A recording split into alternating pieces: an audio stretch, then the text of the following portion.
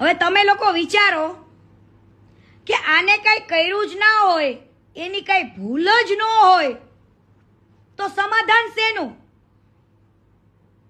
સમાધાન શેનું? શું કામ એવા કલાકારો પાસે, ભુવાજી પાસે, એવા સાહિત્યકારો પાસે ફોન કરીને એમ કહે છે કે ગમે એમ કરો અને આ મેટર પતાવડાવો, ગમે એમ કરો આ મેટર પતાવડાવો? એવું આ ભંગારને કેમ બોલવું પડે છે? જે આને ભગવાન માને ને એ આને પૂછો. બાકી કાલે કોઈ સાહિત્યકાર નહીં આવે મારા માટે, કોઈ બુવાજી નહીં આવે, તો મારી પાસે બધું જ છે.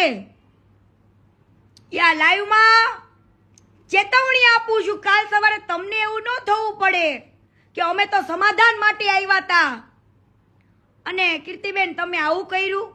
પણ હું તમારા ખિલાફ નથી કે તમે મારા દુશ્મન નથી, પરંતુ તમારે એક સત્ય વાત તો પબ્લિકને કહેવી પડે હો.